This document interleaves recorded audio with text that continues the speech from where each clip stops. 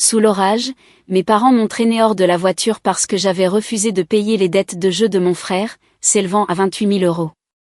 Maman a hurlé, « Voyons si une ordure comme toi survit ici. » Papa m'a agrippé la gorge et m'a violemment poussé sur la route boueuse, criant, « Tu n'existes plus pour nous. » Ils m'ont jeté au sol et ont commencé à me donner des coups de pied pendant que j'étais à terre. Ma sœur s'est penchée par la fenêtre, crachant sur moi, « Pour toi ici, on s'en fiche. » J'étais ensanglantée et trempée sous la pluie battante. Papa m'a donné un dernier coup de pied dans les côtes avant de remonter dans la voiture. Ils sont partis en trombe, me laissant là, à des kilomètres de toute habitation, en pleine tempête. Je me suis traînée sur le bord de la route, souffrant terriblement. Des heures se sont écoulées avant qu'une inconnue ne s'arrête enfin. Mais ce qu'ils ignoraient, c'est que j'avais tout enregistré. Des semaines plus tard, la vengeance s'est abattue. Je dois expliquer comment ma famille en est arrivée là, car personne ne se réveille en décidant de presque assassiner sa fille sur une route de campagne pendant un orage. La pourriture avait commencé des années auparavant, se propageant dans notre foyer comme une moisissure noire derrière les murs. Mon frère Tyler fut l'enfant chéri dès son premier souffle. Denise, ma mère, le traitait comme s'il avait personnellement accroché la lune pour son seul plaisir visuel. Roger, mon père, le voyait comme le porteur de l'héritage, celui qui donnerait un sens au nom de famille. Pendant ce temps, ma sœur Britney a appris très tôt que s'aligner sur Tyler signifiait privilège et protection. Moi, j'étais la bête de somme, la personne responsable. La fille qui payait ses propres études à l'université communautaire tout en occupant 2 emplois, parce que, tu en es capable. Tu t'en sortiras. Tyler, lui, a bénéficié d'une bourse complète pour l'université d'État financée par nos parents, d'une nouvelle voiture et d'une allocation mensuelle qui dépassait mon loyer. Il a abandonné au bout de 3 semestres pour saisir des opportunités. Ces opportunités incluaient des parties de poker, des paris sportifs et un défilé incessant de combines pour devenir riche rapidement, que Roger finançait avec un enthousiasme déconcertant. Chaque échec était accueilli par des phrases comme « ils se cherchent » ou « les garçons ont besoin de temps pour explorer leur potentiel ». Au moment où Tyler a eu 25 ans, il avait dilapidé environ 93 000 € de l'argent familial. J'avais cessé de compter. J'avais mon propre petit appartement, un travail décent en tant que spécialiste de la facturation médicale, et absolument aucune attente de la part de mes parents. Les jours fériés étaient des événements obligatoires où je regardais Tyler faire la cour, tandis que Britney riait à ses histoires et que nos parents rayonnaient de fierté. Le jeu a commencé par hasard, du moins c'est ce que Tyler prétendait. Des ligues sportives fantaisistes avec des amis, puis des voyages au casino, puis des sites de poker en ligne opérant dans des zones grises légales. Roger semblait même fier que son fils ait trouvé un exutoire compétitif. Denise s'inquiétait davantage de l'horaire de sommeil de Tyler que de ses pertes croissantes. 4 mois avant l'orage, Tyler s'est présenté à mon appartement à 23 h un mardi. Ses mains tremblaient alors qu'il se tenait sur le pas de ma porte, la sueur perlait sur son front malgré la fraîcheur de la soirée. « J'ai besoin d'aide », a-t-il dit, la voix brisée. « J'ai des ennuis. » Il devait 28 000 € à quelqu'un qu'il avait rencontré via un réseau de poker clandestin. Ce n'étaient pas des dettes de casino ou des cartes de crédit. La personne à qui il devait l'argent avait fait certaines allusions à des conséquences physiques si le paiement n'arrivait pas dans les 120 jours. Tyler avait déjà emprunté 14 000 € à nos parents, leur disant que c'était pour un investissement commercial. « Tu dois dire la vérité à maman et papa », ai-je dit. « Ils vont me tuer. » « C'est sérieux. » Il m'a attrapé le bras. « S'il te plaît, tu as toujours été doué avec l'argent. Tu as des économies. Je sais que tu en as. Tyler, j'ai 11 000 € d'économies. C'est mon fonds d'urgence, mon dépôt de garantie pour quand je pourrai me permettre un meilleur endroit. Je te les rembourserai. Je le jure. J'ai appris ma leçon. S'il te plaît. J'ai refusé. J'ai tenu bon malgré ses larmes, sa colère, son chantage. Finalement, il est parti, claquant la porte assez fort pour faire trembler l'encadrement.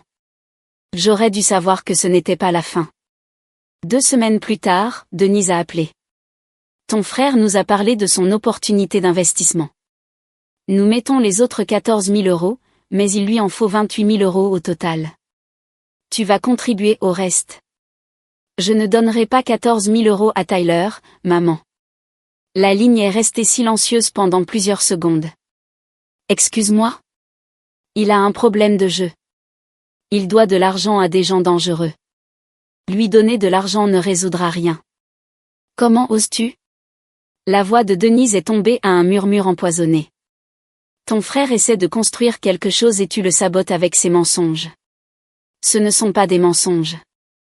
Demande-lui pour les parties de poker. Les sites de paris.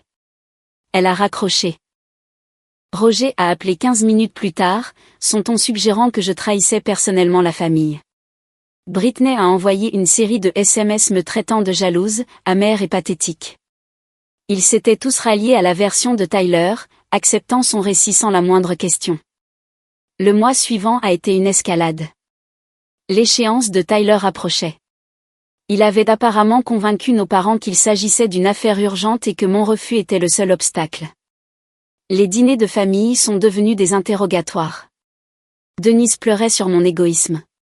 Roger faisait des sermons sur la loyauté familiale. Britney faisait des remarques cinglantes sur ma triste petite vie, et à quel point je devrais être reconnaissante d'aider quelqu'un avec une véritable ambition. J'ai tenu bon. Mes économies représentaient des années de sacrifice. J'avais mangé des ramen pour économiser cet argent. J'avais sauté des vacances, conduit une voiture avec 320 000 km au compteur, acheté des vêtements dans des friperies. Tyler avait dilapidé tous les avantages, et je refusais de subventionner son autodestruction. L'orage a éclaté un samedi soir de fin octobre. Denise avait insisté pour un dîner de famille dans un restaurant situé 2 villes plus loin. J'ai essayé de refuser, mais Roger avait appelé mon lieu de travail, laissant un message à mon superviseur concernant des urgences familiales, jusqu'à ce que j'accepte d'y assister. Le dîner fut tendu. Tyler parlait à peine, tripotant la nourriture dans son assiette. Denise faisait des commentaires acerbes sur les personnes qui abandonnent leur famille dans le besoin. Britney parcourait son téléphone, montrant occasionnellement à Tyler quelque chose qui le faisait sourire faiblement. Roger a bu 3 old-fashions et m'a regardé avec un mépris non dissimulé. Le retour a commencé normalement. J'étais montée avec mes parents, assise sur la banquette arrière de leur SUV tandis que Britney occupait la place passager avant. Tyler suivait dans sa propre voiture. Environ 15 minutes après le départ, des nuages noirs se sont accumulés à une vitesse surnaturelle. La pluie a commencé à s'abattre sur le pare-brise. Le temps se gâte, ai-je dit, regardant l'eau ruisseler sur les vitres. Tu sais ce qui est mauvais? Denise s'est tordue dans son siège. L'échéance de ton frère est dans une semaine. Une semaine, et tu vas laisser quelque chose de terrible lui arriver parce que tu es une gamine égoïste et ingrate. Maman, je ne suis pas responsable des dettes de jeu de Tyler. Dettes de jeu? Les mains de Roger se sont crispées sur le volant. Il essaie de démarrer une entreprise et tu continues de répandre ses mensonges vicieux. L'orage s'est intensifié. Le vent secouait le SUV. La foudre a zébré le ciel, illuminant des rideaux de pluie qui réduisaient la visibilité à presque rien. Roger a ralenti, mais sa mâchoire est restée serrée. J'ai la preuve, ai-je dit calmement. Je peux vous montrer ces comptes de Paris, les messages de... Ferme ta gueule. La voix de Denise est devenue glaciale. Tu as toujours été jalouse de Tyler. Depuis qu'on est enfant, tu n'as jamais supporté qu'il soit spécial. Il n'est pas spécial, maman. C'est un toxicomane qui a besoin d'aide. Roger a soudainement viré sur l'accotement. Le gravier a crissé sous les pneus. Le SUV s'est arrêté brusquement. La pluie martelait le toit comme des marteaux. Sors, a dit Roger. J'ai cru avoir mal entendu. Quoi?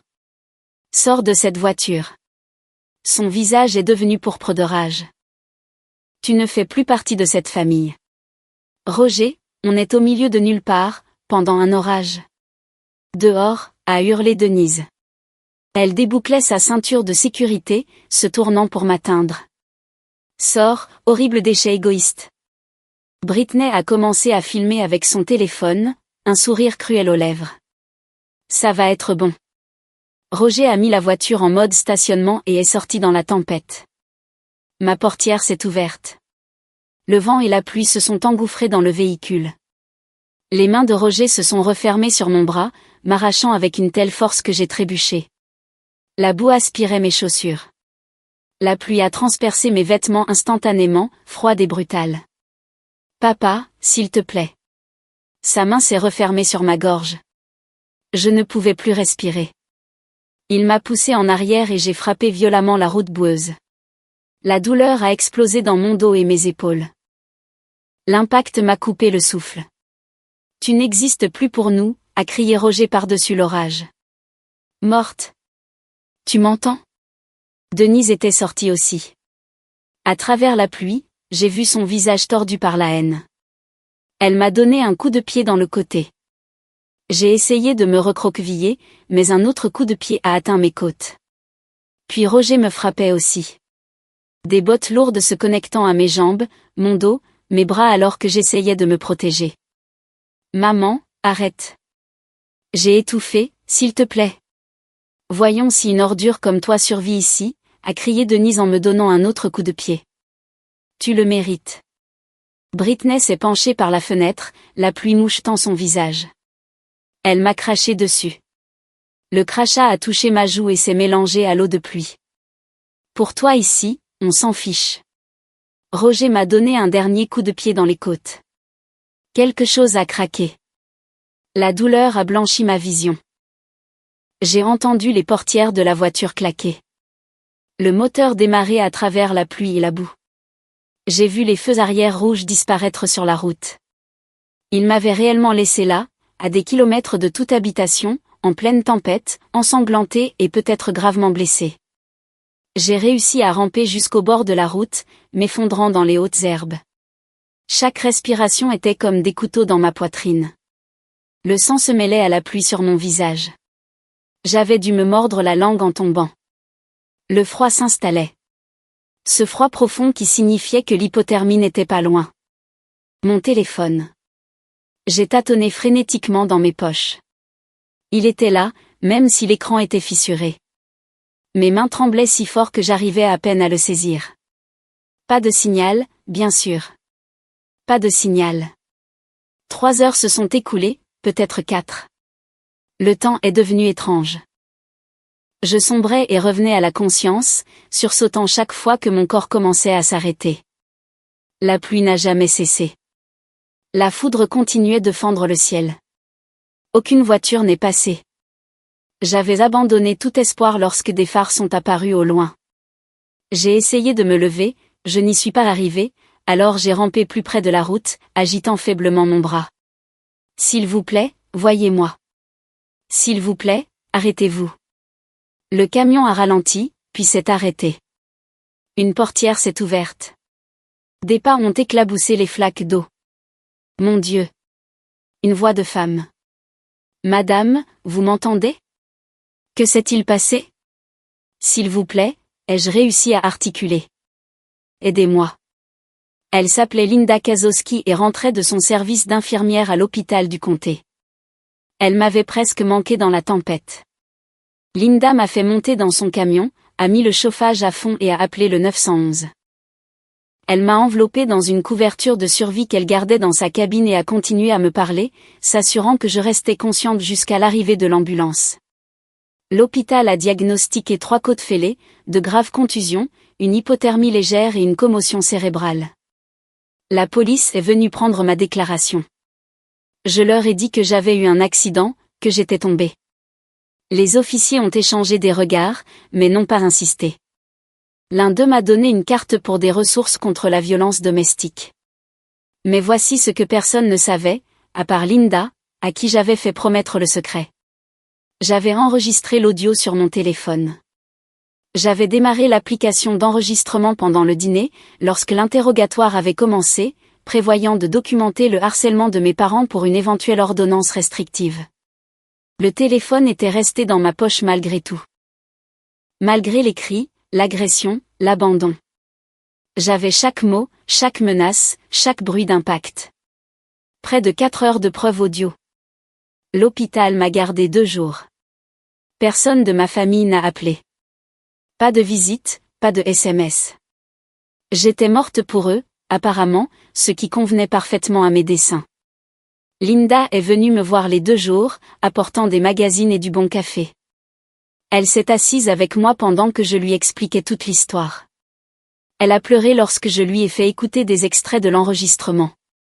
Pendant ces jours à l'hôpital, j'ai eu tout le temps de réfléchir. La morphine qu'il m'avait donnée pour la douleur des côtes rendait tout distant et surréaliste, mais mon esprit travaillait sur les possibilités avec une clarté cristalline. Des infirmières allaient et venaient, vérifiant mes signes vitaux et posant des questions douces sur mon accident. Une infirmière plus âgée nommée Patricia a regardé mes blessures avec des yeux avertis, mais n'a pas insisté lorsque je suis restée fidèle à mon histoire. Le 2e jour, un travailleur social nommé James Rutherford est passé. Il était dans la 50aine, avec des cheveux gris et la compassion lasse de quelqu'un qui avait vu trop de cruauté humaine. Il s'est assis sur la chaise en plastique à côté de mon lit et a joint les mains. Le schéma de vos blessures, dit-il prudemment, suggère de multiples impacts sous différents angles. Le rapport de police mentionne que vous êtes tombé pendant l'orage, mais les notes du médecin urgentiste indiquent un traumatisme compatible avec une agression. J'ai soutenu son regard. J'apprécie votre préoccupation. Il existe des ressources. Des refuges, des défenseurs juridiques, des services de conseil. Quoi qu'il vous soit arrivé, vous n'avez pas à y faire face seul.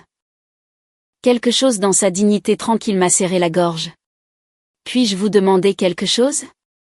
Si quelqu'un avait des preuves de ce qui lui est arrivé, des preuves solides et indéniables, quelle serait la meilleure façon de les utiliser? James s'est penché en arrière, réfléchissant. Cela dépend de vos objectifs. La poursuite pénale peut apporter la justice, mais c'est un chemin difficile. La charge de la preuve est élevée et le processus retraumatise les victimes. Le contentieux civil offre plus de contrôle et peut entraîner une compensation financière, mais il nécessite des ressources. L'exposition publique peut être puissante, mais comporte ses propres risques. Et si quelqu'un voulait les 3? Il a souri légèrement. Alors il faudrait qu'il soit très stratégique quant au moment et à l'exécution. Les preuves qui pourraient être recevables au tribunal peuvent devenir problématiques si elles sont d'abord rendues publiques. Un avocat expérimenté pourrait vous aider à naviguer dans ces eaux. Nous avons parlé pendant encore 30 minutes. James m'a donné un dossier rempli de ressources, y compris des noms d'avocats qui faisaient du travail pro bono pour les victimes d'agression.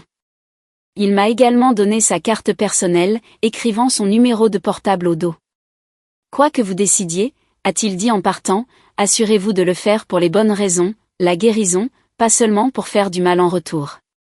Ces paroles sont restées avec moi. S'agissait-il de guérison ou de vengeance? Peut-être les 2. Peut-être n'étaient-ils pas aussi séparés que les gens le prétendaient. Il vous faut un avocat, a dit Linda. Ce qu'ils ont fait est une tentative de meurtre. J'ai besoin de quelque chose de mieux que cela, lui ai-je répondu. J'ai besoin qu'ils se détruisent eux-mêmes. Après ma sortie, je suis restée chez Linda pendant une semaine, le temps de déterminer mes prochaines étapes. Mon appartement me semblait dangereux. Tyler avait une clé que je n'avais jamais récupérée. Linda avait une chambre d'amis et a refusé que je paie un loyer.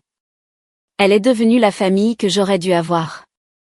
La maison de Linda était une modeste maison de plain-pied dans un quartier calme. Elle vivait seule depuis son divorce 5 ans auparavant. Ses 2 enfants adultes s'étaient installés dans d'autres États. Elle avait transformé une chambre en salle d'artisanat, mais elle l'a vidée pour moi quelques heures après m'avoir ramenée de l'hôpital. Je voulais organiser ce désastre de toute façon, a-t-elle dit en pliant une courte pointe partiellement terminée. Tu me rends service. Vivre avec Linda m'a montré à quoi ressemblaient réellement les dynamiques familiales normales. Elle prenait de mes nouvelles sans m'étouffer. Elle cuisinait des repas, mais ne s'offensait pas si je n'avais pas faim. Quand je faisais des cauchemars et que je me réveillais en haletant, elle apparaissait avec du thé à la camomille et restait assise avec moi jusqu'à ce que mon rythme cardiaque se calme, sans jamais exiger d'explication. Un soir, environ 4 jours après mon arrivée, nous regardions une émission de cuisine lorsque Linda a coupé le son de la télévision et s'est tournée vers moi. Je dois te dire quelque chose, a-t-elle dit à propos de pourquoi je me suis arrêtée cette nuit-là. D'accord. J'ai failli ne pas le faire. J'étais épuisée par mon service. Le temps était horrible, et je voulais juste rentrer chez moi. En fait, je t'ai dépassé au début. Elle se tordit les mains. Mais quelque chose m'a fait faire demi-tour. Un sentiment, une voix dans ma tête, une intervention divine, peu importe comment tu l'appelles. Je ne pouvais pas chasser l'image de quelqu'un gisant là. Je suis contente que vous l'ayez écouté. Ma fille Ashley, elle a à peu près ton âge. 27 ans. Elle vit en Oregon maintenant, travaille dans la technologie, appelle tous les dimanches. Les yeux de Linda se sont remplis de larmes. Il y a 5 ans, elle était dans une mauvaise relation. Il ne l'a jamais frappée, mais il contrôlait tout. Où elle allait, à qui elle parlait, ce qu'elle portait. J'ai vu ça arriver et je ne savais pas comment l'aider. J'ai essayé de lui parler et elle s'est juste éloignée. Comment s'en est-elle sortie? Sa meilleure amie de l'université a pris l'avion sans prévenir, a emballé les affaires d'Ashley pendant que le petit ami était au travail, et l'a conduite à l'aéroport. Elle a juste agi. Elle n'a pas demandé la permission ou attendu le moment parfait. Linda s'est essuyé les yeux. Quand je t'ai vu sur cette route, j'ai pensé à toutes les fois où j'aurais aimé que quelqu'un fasse ça pour Ashley. Qu'il agisse, tout simplement. Alors je l'ai fait. Nous sommes restés dans un silence confortable un instant.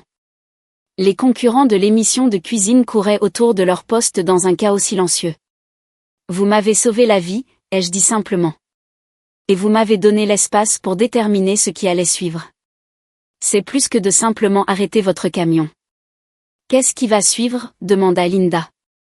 Avez-vous réfléchi? À chaque instant de ma veille. J'ai sorti mon téléphone fissuré de ma poche. J'ai 4 heures d'audio qui prouvent exactement ce qu'ils ont fait. Je ne cesse de réfléchir à la manière de l'utiliser. Linda a hoché la tête lentement. Puis-je tout écouter? Je n'ai entendu que des morceaux à l'hôpital. J'ai hésité. L'enregistrement était viscéral, brutal, mais Linda avait gagné le droit de connaître toute la vérité. Je lui ai tendu mon téléphone avec des écouteurs branchés. Elle a écouté pendant 2 heures d'affilée, son expression passant du choc à la fureur, puis au chagrin. Lorsque l'enregistrement s'est finalement terminé avec le bruit des moteurs de voiture qui s'éloignaient et ma respiration laborieuse sous la pluie, Linda a retiré les écouteurs et est restée très immobile. Ces monstres, a-t-elle murmuré. Ces monstres absolus. Votre propre mère. Votre père. Comment quelqu'un. Elle ne put terminer la phrase. Le pire, c'est que je les aime toujours, ai-je admis. Ou j'aime qui je pensais qu'ils étaient. J'attends de ne plus rien ressentir, de simplement les haïr. Mais c'est plus compliqué que ça. Bien sûr que ça l'est. Ce sont vos parents. Ce lien ne disparaît pas juste parce qu'ils ne le méritent pas, Linda s'est penchée et m'a serré la main. Mais les aimer ne signifie pas les protéger des conséquences. Ce sont des choses séparées. Vous parlez comme le travailleur social à l'hôpital. Homme intelligent. Que vous a-t-il dit? Je l'ai mise au courant de ma conversation avec James Rutherford, y compris ses réflexions sur les poursuites pénales par rapport aux poursuites civiles par rapport à l'exposition publique. Linda a écouté attentivement, son cerveau d'infirmière analysant clairement les angles. Voici ce que je pense, dit-elle finalement. Les accusations criminelles pourraient être négociées à la baisse ou entraîner des peines avec sursis, surtout pour des primo-délinquants ayant une réputation dans la communauté. Mais le tribunal civil, cela les frappe là où ça compte vraiment, leur réputation et leur portefeuille. Et si cet enregistrement devient un dossier public par le biais d'un procès, toute la communauté saura exactement qui ils sont. C'est ce à quoi j'ai pensé. Je veux qu'ils soient exposés.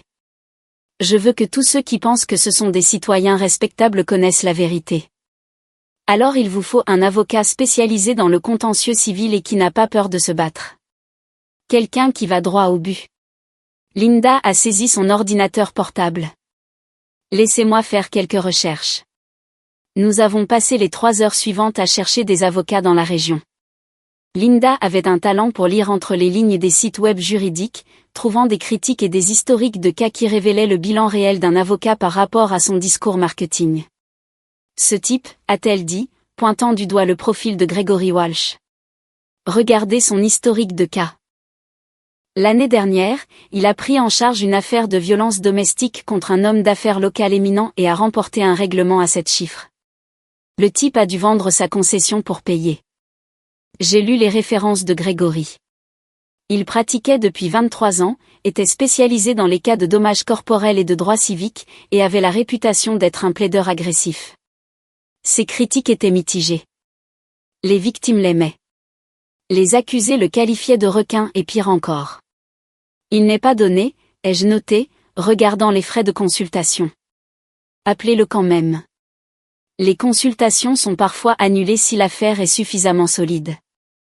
Et votre affaire ? Linda a désigné mon téléphone. Votre affaire est blindée. Le lendemain matin, j'ai appelé le cabinet de Gregory Walsh. Sa parajuriste, une femme nommée Stéphanie, a répondu avec une chaleur professionnelle. J'ai expliqué que je devais discuter d'une affaire civile impliquant une agression par des membres de la famille. Êtes-vous actuellement dans un endroit sûr ? A immédiatement demandé Stéphanie. Oui, je loge chez une amie. Bien. Maître Walsh a une disponibilité demain à 14 heures. La consultation initiale coûte généralement $200, mais compte tenu de la nature de votre affaire, il pourrait y renoncer. Pouvez-vous apporter toute documentation que vous avez ? Dossiers médicaux, rapport de police, photographie des blessures. Je peux. J'ai aussi un enregistrement audio de l'incident. Stéphanie a marqué une pause. Un enregistrement audio ? 4 heures. Il capture tout. Apportez ça aussi. Définitivement, apportez ça. Le bureau de Gregory Walsh était situé dans un bâtiment historique rénové du centre-ville. L'intérieur était moderne mais sobre. Pas d'œuvres d'art tapac sans grave-l'œil ou de meubles coûteux, juste des lignes épurées et des espaces fonctionnels. Un homme dans la quarantaine est sorti d'un bureau arrière lorsque Linda et moi sommes entrés. Il portait un pantalon habillé et une chemise boutonnée avec les manches retroussées, sa cravate desserrée. Je suis Gregory Walsh. Vous devez être le rendez-vous de 14 heures. Il m'a serré la main, puis celle de Linda. Sa poignée était ferme sans être agressive. Venez à l'arrière. Son bureau était bordé de livres de droit et de classeurs. Une grande fenêtre donnait sur la rue en contrebas. Il nous a fait signe de nous asseoir sur des chaises face à son bureau et s'est assis, sortant un bloc-notes légal. Racontez-moi tout, a-t-il dit. Commencez où vous devez commencer. Je lui ai parlé du problème de jeu de Tyler, de la pression croissante de ma famille, du dîner, de l'orage et de l'agression. Gregory prenait des notes, mais regardait surtout mon visage pendant que je parlais. Linda était assise à côté de moi, une présence solide. Quand j'ai terminé le récit, Gregory a posé son stylo. Vous avez mentionné un enregistrement audio sur le téléphone à ma parajuriste. L'avez-vous avec vous ? J'ai sorti mon téléphone. C'est long, 4 heures. J'ai le temps. Écoutons ça. Écouter l'enregistrement dans le bureau de Gregory était différent que de l'écouter avec Linda. Il s'agissait d'une séance de stratégie juridique, pas d'un déchargement émotionnel. L'expression de Gregory est restée neutre tout au long, bien que j'ai aperçu des éclairs de colère pendant les pires moments quand Roger m'a agrippé la gorge, quand Denise m'a donné des coups de pied, quand Britney m'a craché dessus. Quand ça s'est terminé, Gregory s'est penché en arrière sur sa chaise et s'est frotté le visage. Il est resté silencieux un long moment. C'est l'une des pires choses que j'ai entendues en 20 ans de pratique, a-t-il finalement déclaré. Voulez-vous engager des poursuites pénales ? Je veux engager toutes les poursuites civiles possibles. Je veux des jugements financiers qu'ils ne pourront pas annuler par faillite. Je veux des privilèges sur leurs biens. Je veux que leurs amis et voisins sachent exactement qui ils sont. Gregory a souri. Ce n'était pas un sourire agréable. Je peux travailler avec ça. Il a expliqué le processus, le dépôt d'une plainte civile, la signification des documents, la découverte, les dépositions et potentiellement le procès. Il a décrit les causes d'action que nous pourrions poursuivre, agression, voie de fait, infliction intentionnelle de détresse émotionnelle, infliction par négligence de détresse émotionnelle, peut-être même tentative de meurtre. L'enregistrement est votre arme nucléaire, a déclaré Grégory. Il est clair. Il est contemporain et il capture leurs propres mots qui les condamnent. Au tribunal civil, nous n'avons besoin de prouver notre cas que par une prépondérance de la preuve, plus probable que non. Cet enregistrement le fait 10 fois. Qu'en est-il des coûts, ai-je demandé. J'ai quelques économies, mais je travaille au pourcentage pour des cas comme celui-ci. Je prends un pourcentage de ce que nous récupérons, généralement 33%. Si nous ne récupérons rien, vous ne me payez pas. Je couvrirai les frais de justice initiaux et les récupérerai sur le règlement ou le jugement. Linda s'est penchée en avant. Quelles sont les chances qu'ils essaient de régler avant le procès? Très élevées. Une fois qu'ils auront entendu cet enregistrement et compris ses implications, leur avocat fera pression pour un règlement.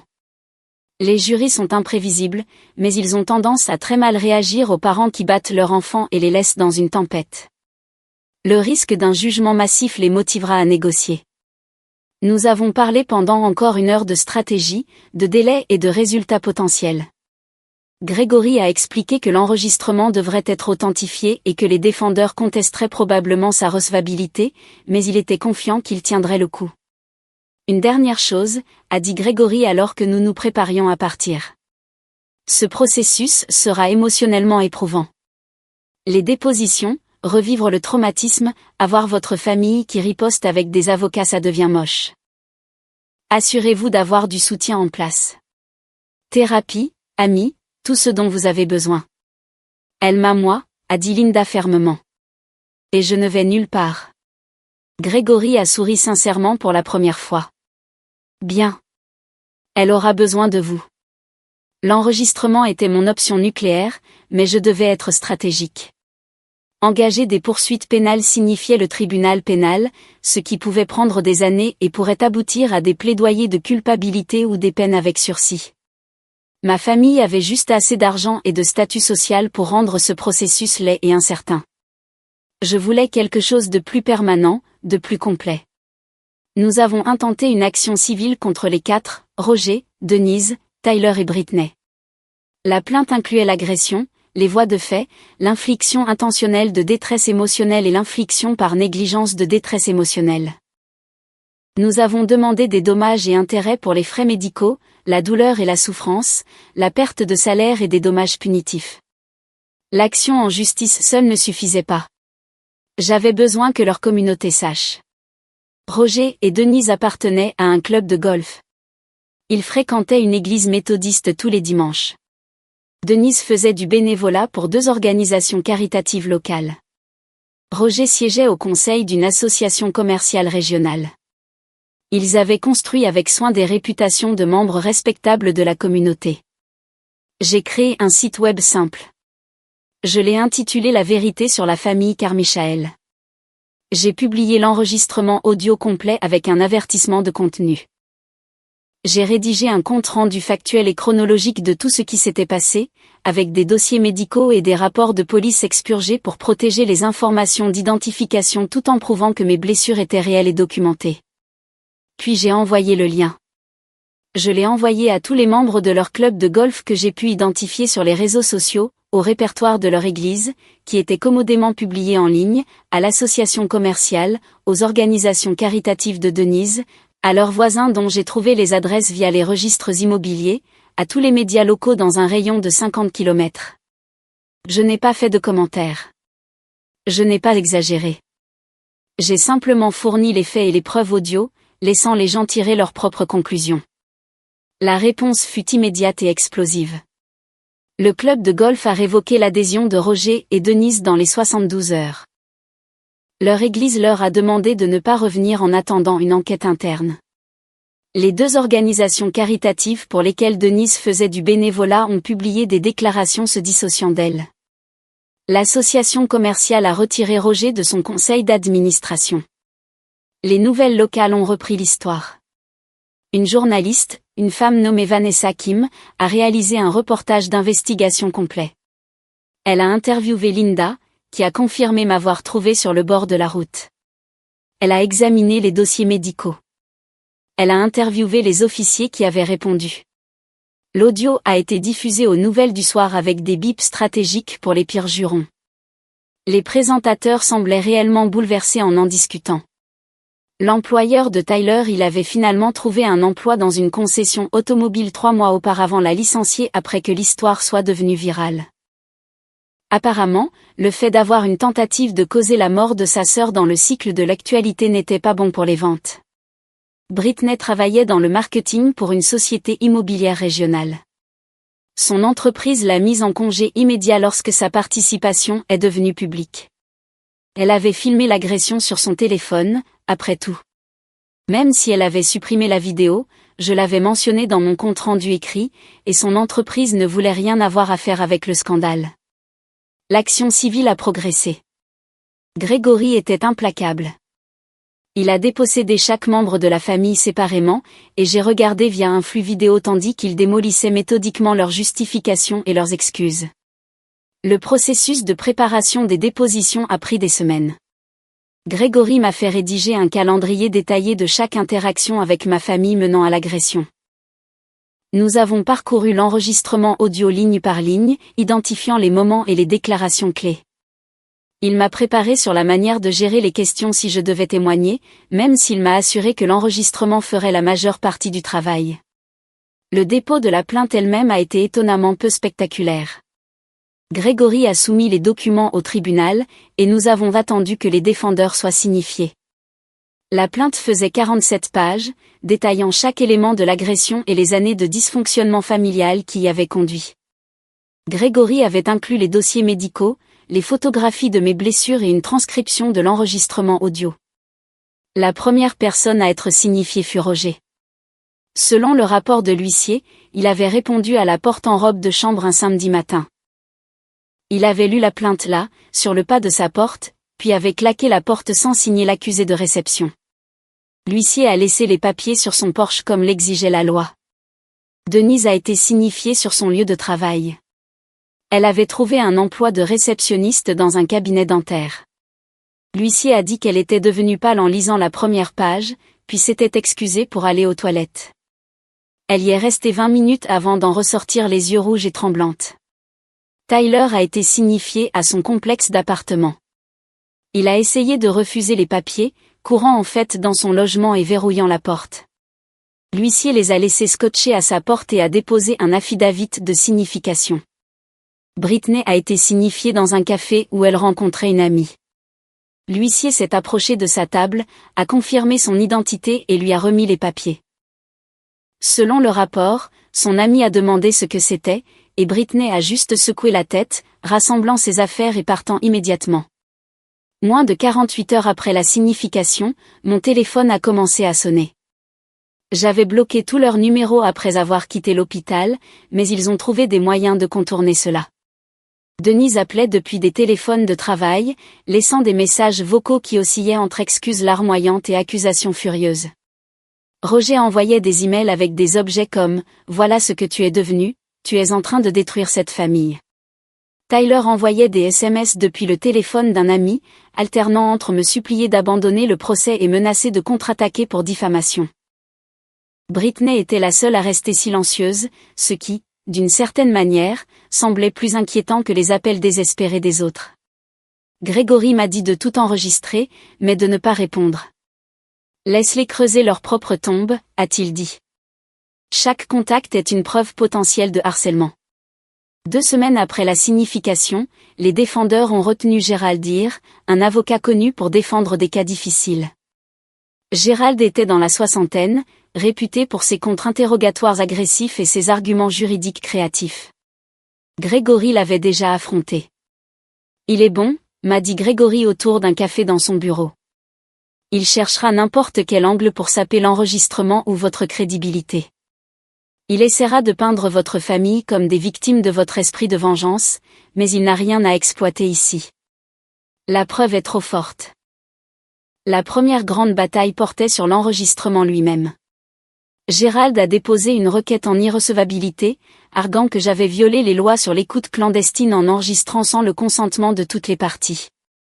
Gregory a déposé une réponse citant la loi de l'État qui n'exigeait que le consentement d'une seule partie, et j'étais clairement une partie à la conversation. L'audience sur la motion était la première fois que je revoyais ma famille depuis l'agression.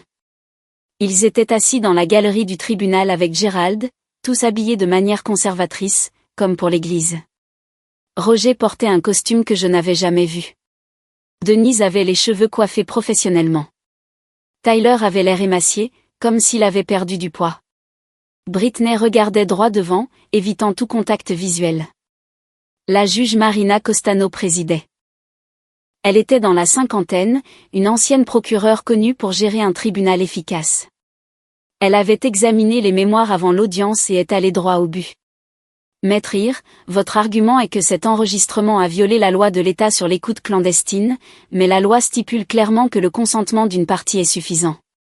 Vos clients parlaient à cette partie, la plaignante, lorsque l'enregistrement a été effectué. Où est la violation? Gérald s'est levé. Votre honneur, la plaignante a enregistré la conversation avec l'intention de l'utiliser plus tard contre mes clients. Cette intention annule l'exception de consentement. Ce n'est pas ce que dit la loi. L'intention n'a pas d'importance si les exigences légales sont satisfaites. Avez-vous une jurisprudence soutenant votre interprétation? Gérald a cité 2 cas, tous 2 d'autres juridictions. La juge Costano n'a pas été impressionnée. Aucun de ces cas n'est contraignant dans cet État, et les 2 sont distincts sur les faits.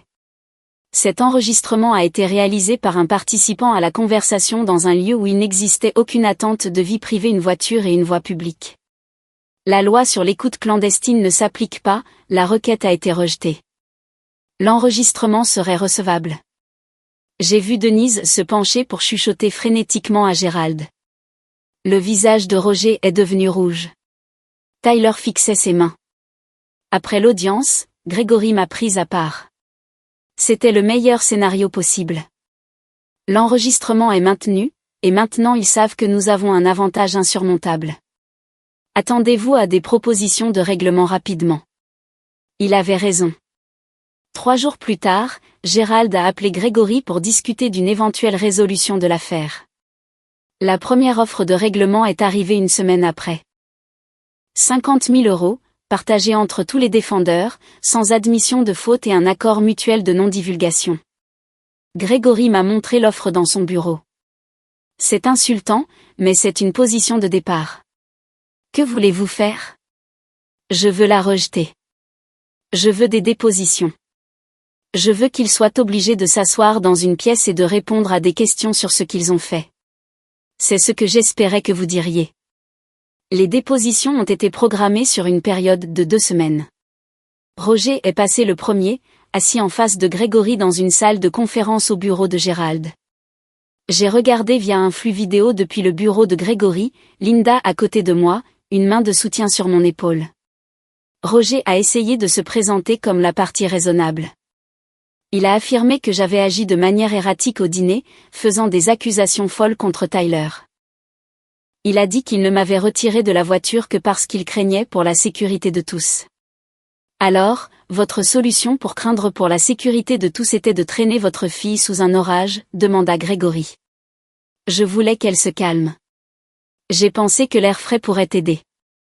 Et l'air frais exigeait de lui mettre la main autour de la gorge? Je n'ai pas, Roger s'est rattrapé. J'ai pu la guider par les épaules. Gregory a diffusé un extrait de l'enregistrement audio. La voix de Roger hurlant, « Tu n'existes plus pour nous !» Suivi des sons indubitables d'impact et de mépris de douleur. Cela ne ressemble pas à guider quelqu'un par les épaules, a dit Gregory. Cela ressemble à une agression. Le sang-froid de Roger s'est fissuré. Elle était en train de déchirer cette famille. Tout allait bien jusqu'à ce qu'elle commence à répandre des mensonges sur Tyler. Quels mensonges? Soyez précis. Dire qu'il avait un problème de jeu, dire qu'il devait de l'argent à des gens dangereux. Elle a inventé tout ça par jalousie. Gregory a glissé une pile de papier sur la table. Ce sont des impressions des comptes de paris en ligne de Tyler. Ce sont des relevés bancaires montrant des retraits d'argent dans des casinos. Ce sont des messages textes entre Tyler et une personne à qui il devait de l'argent, mentionnant explicitement la dette de 28 000 €. Quelle partie a été inventée? Roger a fixé les papiers. Son avocat, Gérald, semblait peiné. La déposition a continué pendant 4 heures. Grégory a fait parcourir à Roger chaque élément de l'agression, diffusant des clips audio correspondants pour chaque déni ou minimisation. À la fin, Roger transpirait à travers sa chemise, sa confiance initiale complètement disparue. La déposition de Denise a été pire. Elle a commencé à pleurer avant que la première question ne soit posée et s'est à peine ressaisie pendant la procédure. Elle a admis m'avoir donné des coups de pied, mais a affirmé qu'elle m'avait à peine touché. Grégory a diffusé l'audio de mes cris, les bruits d'impact. Denise criant, « Voyons si une ordure comme toi survit ici. » Cela ressemble-t-il à peine toucher quelqu'un, demanda Grégory. J'étais bouleversée. Tyler allait être blessée si elle n'aidait pas et elle a juste refusé. Quel genre de sœur fait ça? Donc, la dette de jeu de votre fils justifiait de battre votre fille et de la laisser sous un orage? Non, ce n'est pas. Je n'ai jamais voulu. Denise s'est effondrée en sanglots. La déposition a dû être interrompue plusieurs fois pour qu'elle se compose. À un moment donné, Gérald s'est penché pour lui chuchoter. Elle a secoué violemment la tête et a repoussé sa main.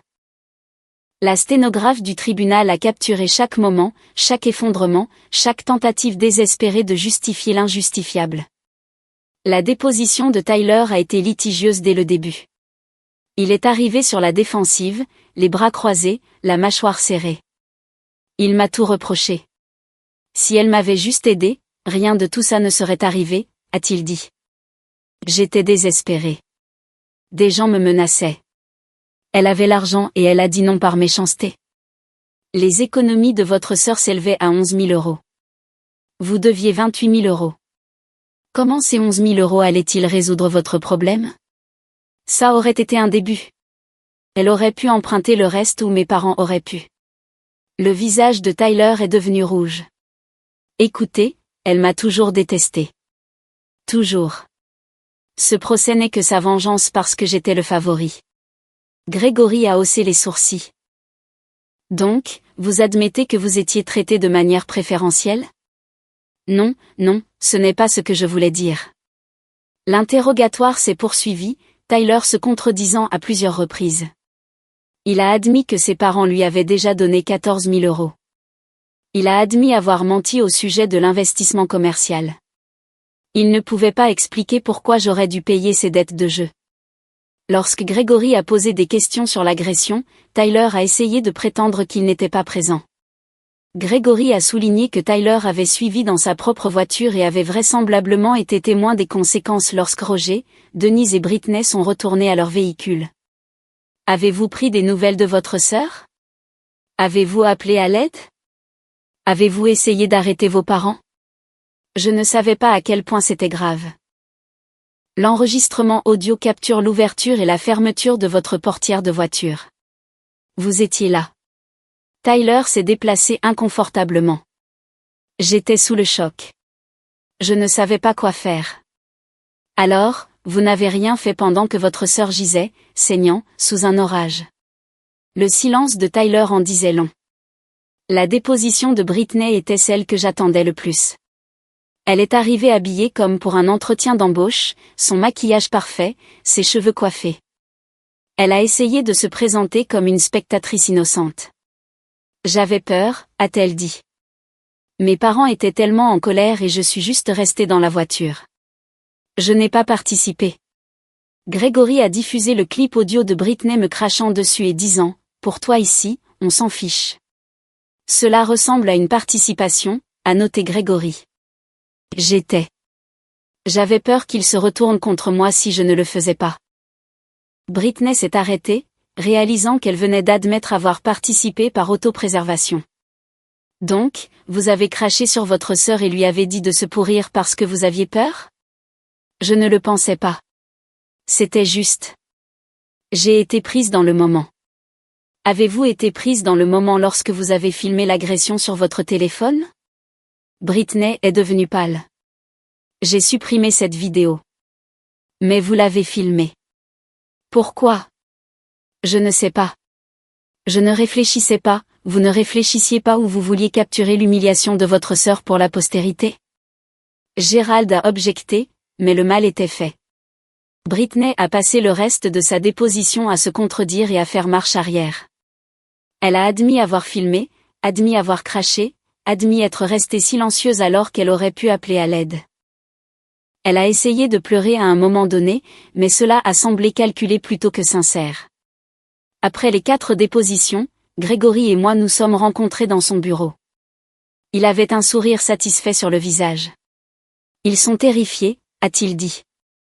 Chacun d'eux sait qu'ils ont de sérieux problèmes. Les dépositions feront d'excellentes preuves au procès, et Gérald le sait. Attendez-vous à une offre de règlement sérieuse d'ici la fin de la semaine. Et si je ne veux pas régler? Alors nous allons au procès.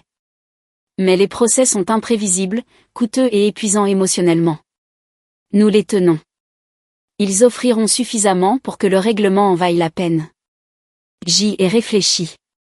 Une partie de moi voulait mon jour au tribunal, voulait qu'un jury entende l'enregistrement et voie le visage de ma famille, mais une autre partie voulait juste en finir. Je voulais passer à autre chose dans ma vie, ne pas passer des mois à me préparer pour un procès. Combien de poids avons-nous, ai-je demandé. Un poids considérable. L'enregistrement, les dépositions, les preuves médicales, tout cela indique une responsabilité sérieuse.